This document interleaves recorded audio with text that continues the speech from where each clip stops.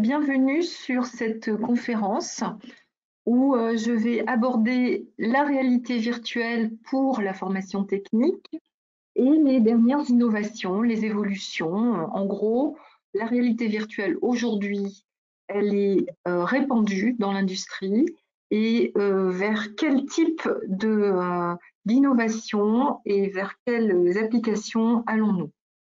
Alors cette abstraction, elle a commencé il y a bien longtemps, puisqu'on est passé de systèmes réels avec des manipulations qui permettent à des techniciens, des ingénieurs, des experts, mais aussi des novices, d'utiliser des systèmes de plus en plus complexes. Et on observe avec le temps que ces systèmes évoluent, la technologie évolue, mais la formation, elle, n'est pas toujours au rendez-vous, dans le sens où les opérateurs arrivent sur des machines qui sont de plus en plus sophistiquées, avec parfois 80 paramètres à maîtriser, et comment passer ensuite à une utilisation de façon rapide, efficace, en conservant des bons critères de sécurité et de qualité, et en utilisant finalement cette virtualisation. Donc vous voyez sur l'image de droite un système robotique, dit système haptique,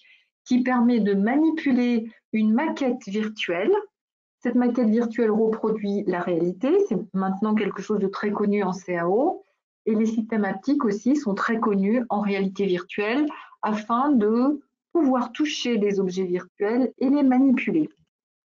Alors si on regarde bien ces technologies, aujourd'hui, on a plutôt le terme de réalité mixte qui arrive, c'est-à-dire qu'on va passer du monde réel au monde numérique avec tout un continuum.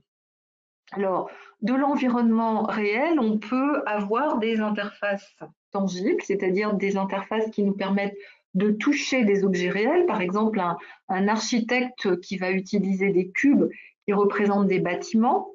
On peut aller aussi vers la réalité augmentée et être en contact avec ce monde réel tout en ayant des augmentations.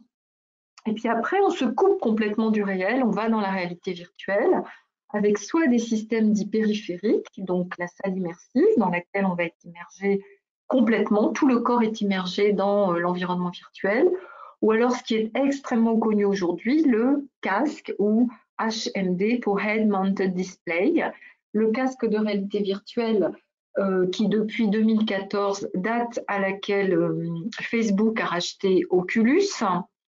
Le casque est maintenant extrêmement répandu et on assiste à une démocratisation de la réalité virtuelle par le moyen de ces interfaces.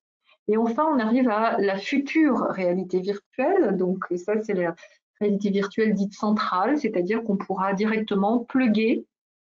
Alors j'espère que je ne vous fais pas trop peur, mais c'est quand même des recherches qui existent.